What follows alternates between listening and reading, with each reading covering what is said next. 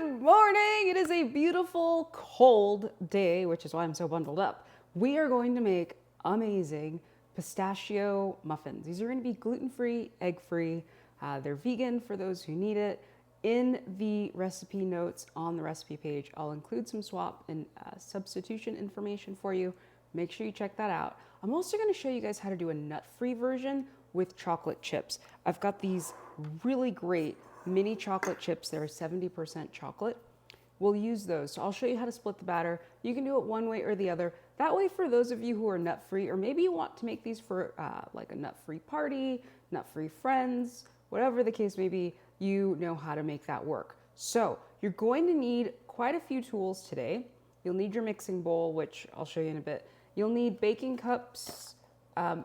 If you're into like the whole silicone reusable cup thing, go for that as well.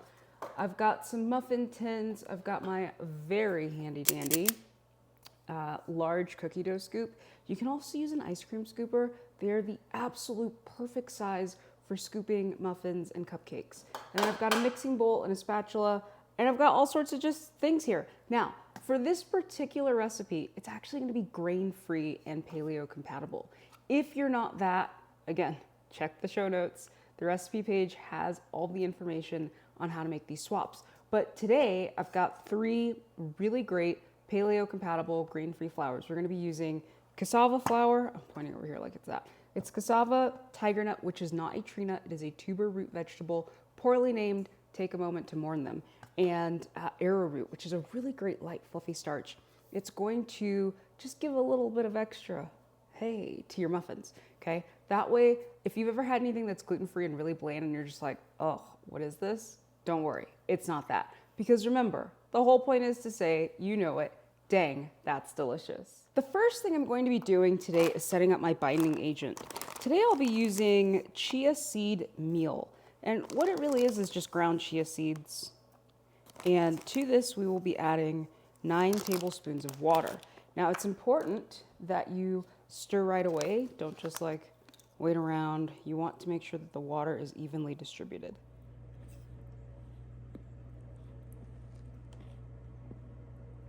Okay, now that that's done, I'm going to set it aside. I'm also going to get my hot water going. If you have an electric kettle, go for it. I don't have one right now, so I'll just be using a handy dandy pot of water. So I've got my mixing bowl here. I'm just gonna pop that on my kitchen scale. You all know how I feel about a kitchen scale. It allows me to give you precise measurements. We are going to start with our cassava flour. Now, if you're watching this show, there is a very good chance you are managing food allergies or something of that nature. So I'm gonna tell you the biggest secret. Well, not the biggest secret. One of the biggest secrets that nobody really talks about with free-from baking, especially gluten-free plus egg-free / vegan. So you'll read online that cassava flour is the perfect swap. It's a 1-to-1. Don't believe the hype, okay? It's not. If you are egg-free and all these other frees, it is not a 1-to-1 sub. Like, maybe I should say it louder for the people in the back. The point is you have to cut cassava flour, which is where our good friend tiger nut flour comes in. Remember, it's not an actual tree nut. It is a tuber root vegetable. And by their powers combined, what you end up with is a really great blend that actually works. If you only do cassava flour, in fact, if you don't trust me, which I'm hurt, why wouldn't you? The point is, if you don't, I challenge you, make this recipe with only cassava flour and watch what happens. You're gonna end up with something and you're gonna go, I should have just listened to her and done the thing that she did. I'm telling you, when you are all the free-froms, you have to cut and mix and make good blends. And so if you're ever wondering, like, why do all these recipes have so many ingredients? Listen, when you're gluten-free and all the frees, you're trying to make something that mimics something else, right? And we need to put in a little bit of extra oomph, and then we get something amazing. Finally, I'm going to add the arrowroot.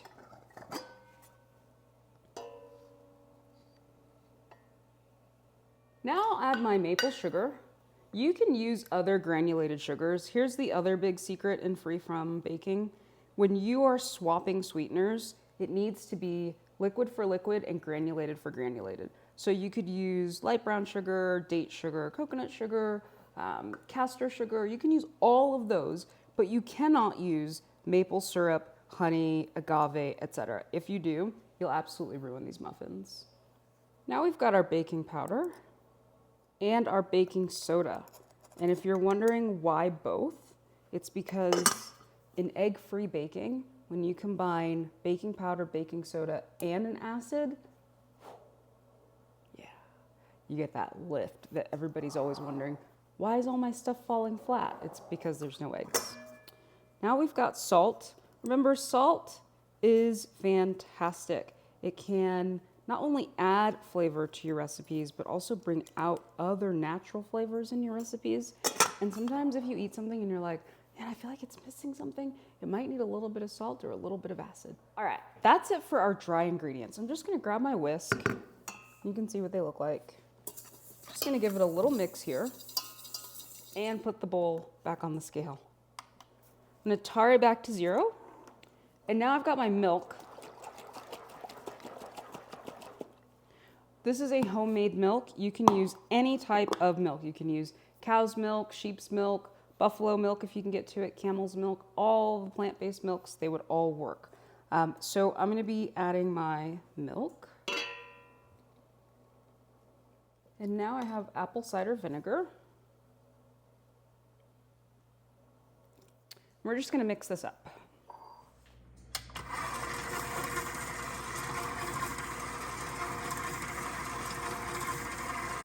Turn your mixer off. You can see I only mixed just a little bit, and we're going to allow the reaction to start to happen.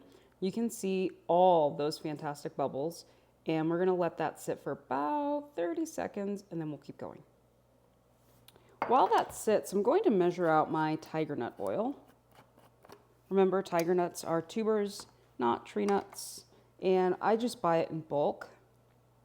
And here I've got my vanilla, and I'm just gonna add it directly to the oil. You can see we've got some puff here, and I'm gonna turn the mixer back on low speed and add that oil and vanilla. We're going to add our chia gel, and then after that, I'll mix on high and allow the batter to form, and then we'll do the next step.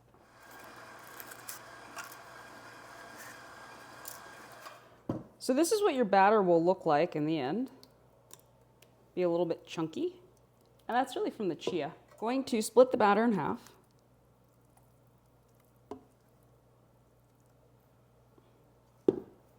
It's about half.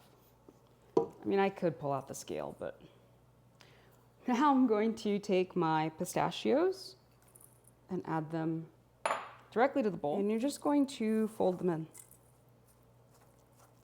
Using my handy dandy scooper here, I will just go through and scoop muffin batter right in. Now in my bowl batter here, I've got these perfect mini chocolate chips, and I'm just going to fold those in as well. And your batter should look something like this, okay? I'm just going to scoop batter into these cups here. Okay, that's it. These are ready to go into the oven. I'm gonna pop these in, and then I'll show you how to make the glaze. Okay, muffins are out of the oven, and you saw me do the toothpick test. They look great, they smell great. I have no idea what they taste like because I can't eat them, but that's the fun of baking with me. The good news is I've got taste testers coming over in like half an hour, and they will let us know. So next step, we're going to make a really great cherry glaze. I know, we could serve the muffins as is, but again, this is me. So I've got some freeze-dried cherries, and I've got just a Vitamix container here. Make sure you keep an eye out for these packets. Back in the day, you'll love this. Back in the day, there were no packets with this brand, and then suddenly there were, and I didn't know to look for them. And I blended up some cherries, and there was paper everywhere, and I was like, what happened here? That's what happened here. So put your cherries or any freeze-dried fruit that you like into your blender. And you're gonna blend this on high to create a powder.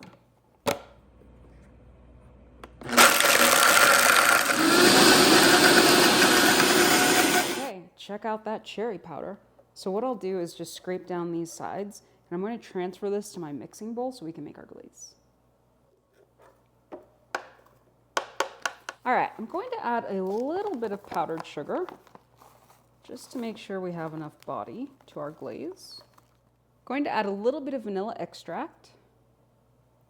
And now a little bit of organic maple syrup, and that's going to help liquefy this so that we get a glazed consistency. Now, I could have used water, but I opted for maple syrup because I wanted to have just a really nice mapley flavor to go with our muffins. And this is what it looks like. You'll just mix it with a fork, and you'll keep mixing, and your glaze will form.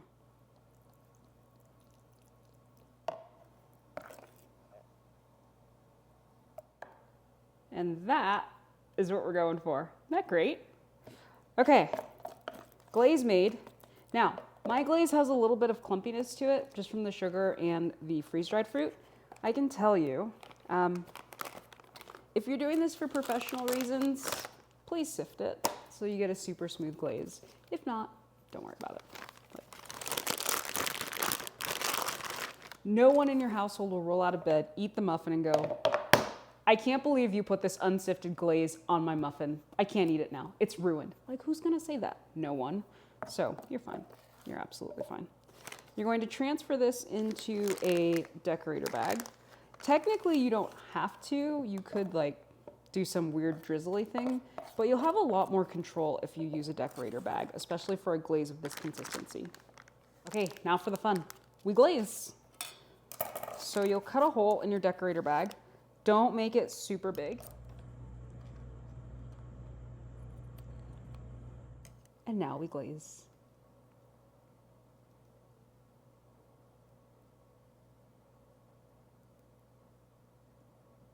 Also, this is the downside to clumps. It'll get stuck in the bag a little bit. If that happens, just give it a little pinch and you'll be good to go.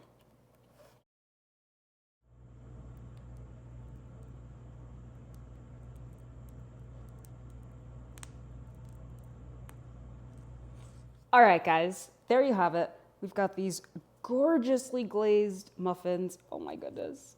I can't wait to have someone sample these. That way we'll know for sure that these are like good to go.